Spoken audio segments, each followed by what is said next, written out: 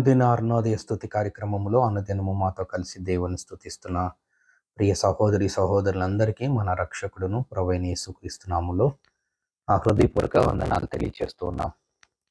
నేటి ఉదయకాలమందు మన స్తుతి అంశం అంధకారాన్ని పారద్రోలు ఆశ్చర్యకరుడు. యోహాను సువార్త 1వ అధ్యాయం 5వ వచనాన్ని చదువుకుందాం. ఆ వెలుగు చీకటిలో ప్రకాశించుచున్నది, కానీ చీకటి దాన్ని గ్రహింపకుండును. ప్రియ సహోదరి సహోదరులారా, మన దేవుడు ఆశ్చర్యకరుడని, అలాంటి ఆశ్చర్యకరుడిలో ఉన్న ఆశ్చర్యపరిచే లక్షణాలని ఒక్కొక్కటిగా మనం జ్ఞాపకం చేసుకోవడానికి దేవుడు ఎంతగానో మనకి కృప చూపిస్తూ వస్తున్నారు. నేటి ఉదయకాలమందు మనం ధ్యానం చేసుకుంటున్న అంశము అంధకారాన్ని పారద్రోలే యేసుక్రీస్తు వారు. ఈ చీకట్లో మానవ జనాంగం ఉంటుండగా మీరు చీకటిలో నుండి ఆశ్చర్యకరమైన తన వెలుగులోనికి అనే మాటని మనం పేతురు రాసిన మొదటి పత్రికలో తరచుగా చదువుతూ ఉంటాం. అంటే మనం చీకటి వారం, అంటే మనం అంధకారులం. అంధకారము చీకటి పాపానికి సాదృశ్యం. అంటే మనం పాపములో ఉండినవారు, మనం అంధకారంలో ఉండినవారు, మనం చీకటిలో ఉండినవారం, మనము వెలుగు సంబంధం కాదు, మనము చీకటి వారం. అందుకే పేతురు గారు రాస్తూ ఆశ్చర్యకరమైన వెలుగులోనికి, చీకటిలో నుండి ఆశ్చర్యకరమైన వెలుగులోనికి మనల్ని ప్రవేశపెట్టాడు దేవుడు. ఇక్కడ మనం చదువుకున్న మాట 1వ అధ్యాయం 1వ వచనం యోహాను సువార్తలో చూస్తే, ఆదియందు వాక్యము ఉండెను, వాక్యము దేవుని యొద్ద ఉండెను, వాక్యము దేవుడై ఉండెను, ఆయన ఆదియందు దేవుని యొద్ద ఉండెను, సమస్తమును ఆయన మూలముగా కలిగెను. చీకటి ఆయన మూలంగా కలిగింది, వెలుగు ఆయన మూలంగా కలిగింది. సముద్రము, చెరజీవులు, సమస్తము, ఈ సకల సృష్టి మొత్తం సమస్తము ఆయన మూలంగా కలిగి ఉన్నది. కలిగి ఉన్నదేదియు ఆయన లేకుండా ఏది కలుగలేదు. మనం సృష్టిలోంచి తిరిగి మనం సొంతంగా వస్తువులు తయారు చేసుకుంటున్నాం, కానీ అసలు సృష్టిని తయారు చేసింది సృష్టికర్త అయిన దేవుడు. ఆ సృష్టిలో దేవుడిచ్చిన సృష్టిలోంచి మట్టితోంచి కొండనని ఇక రకరకాల వస్తువుల్ని మనం తయారు చేసుకున్నాం. ఏ వస్తువు తయారు చేసినా మానవుడు సృష్టిలోంచి తీసిందే, సృష్టిలోంచి తీసి కొత్తవి సృష్టిస్తున్నారు. కలిగి ఉన్నదేదియు ఆయన లేకుండా కలుగలేదు. ఆయనలో జీవం ఉంది, ఆ జీవము, ఆయనలో జీవం ఉండెను, ఆ జీవము మనుషులకు వెలుగై ఉండెను. నేను లోకమునకు వెలుగై ఉన్నాను, దేవుడు చెప్తున్నాడు. ఈ పాపపు లోకము చీకటిలో మయంలో ఉంటుండగా మానవాళు కంటికి కనిపించే అలంకారప్రాయంగా అవసరతల రీత్యా అనేక లైట్స్, అనేక వెలుగుల్ని సృష్టించుకున్నాడు. కానీ ఆత్మీయ జీవితానికి, పాప జీవితానికి వెలుగును సృష్టించుకునే ఆ జ్ఞానం, శక్తి లేదు. ఒకే ఒక పరిశుద్ధ రక్తం, ఒకే ఒక పావన రక్తం, ఒకే ఒక అమూల్యమైన రక్తం, పాపము నుండి, యేసు రక్తం ప్రతి పాపముల నుండి, పాపానికి ఉన్న అంధకారం, పాపానికి ఉన్న చీకటిని పారద్రోలాలంటే యేసుక్రీస్తు రక్తం మాత్రమే. ఆయనలో జీవం ఉండెను.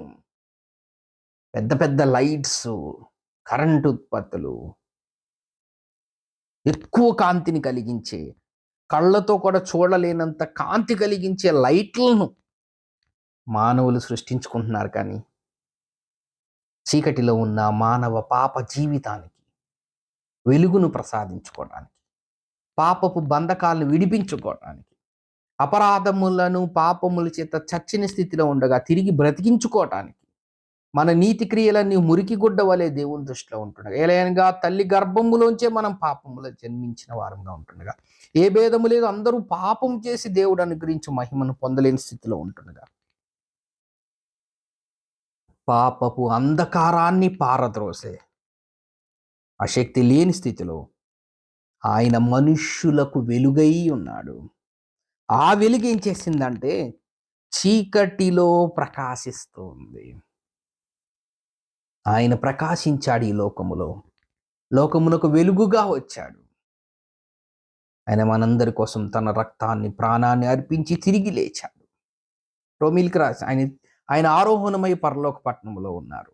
రోమీలకు రాసిన పత్రిక 13వ అధ్యాయం 12వ వచనాన్ని గనక మనం ఒకసారి జ్ఞాపకం చేసుకుంటే, రాత్రి చాలా గడిచి పగలు సమీపంగా ఉన్నది గనక మనము అంధకార క్రియలను విసర్జించి, మనందరం ఒకప్పుడు విసర్జించని స్థితిలో ఉండిన వారం, అంధకారంలో ఉండిన వారం, పాపపు క్రియలతో ఉండిన వారం, వాటన్నిటినీ మనం విసర్జించి తేజో సంబంధమైన యుద్ధోపకరణములను మనం ధరించుకున్నాం.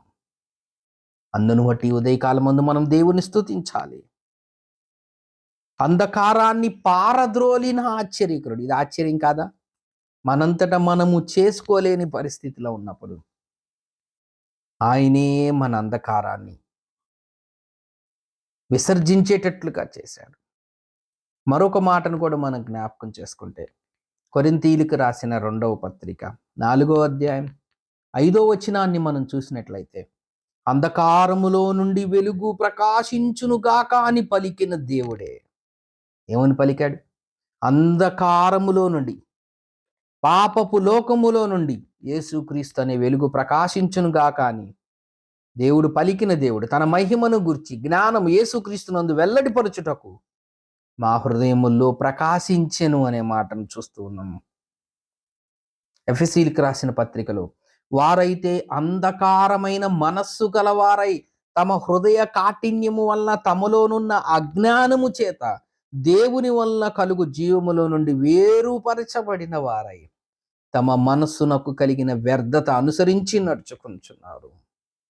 మనమైతే అంధకార క్రియలను విసర్జించిన వారం. ఆ విసర్జించటానికి కారణం, అంధకారాన్ని పారద్రోలటానికి ఆయన వెలుగై ఉన్నాడు. ఆ వెలుగు చీకటిలో ప్రకాశించింది.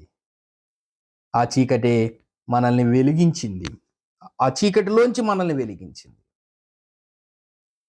కొలసీలకు రాసిన పత్రిక 1వ అధ్యాయం 13వ వచనం, ఆయన మనల్ని అంధకార సంబంధమైన అధికారములో నుండి విడుదల చేసి, చాలా గొప్ప మాట, అంధకార సంబంధమైన అధికారములో నుండి ఆయన మనల్ని విడుదల చేసి తాను ప్రేమించిన తన కుమారుని యొక్క రాజ్య నివాసులుగా చేశాడు. ఏమిచ్చి ఆయన్ని మన రుణం తీర్చుకోగలం? ఉదయ కాలమందు ఆయన మన పట్ల చేసిన ఆ మేలును జ్ఞాపకం చేసుకొని మనసారా హృదయపూర్వకంగా దేవుణ్ణి స్తుతిద్దాం. దేవుడి కొన్ని లేఖన భాగములు మన కొరకు దీవించును గాక. ప్రార్థన చేసుకుందాం. ప్రేమగల తండ్రి, నమ్మకమైన మా దేవ, అంధకారాన్ని పారద్రోలారు నాయన.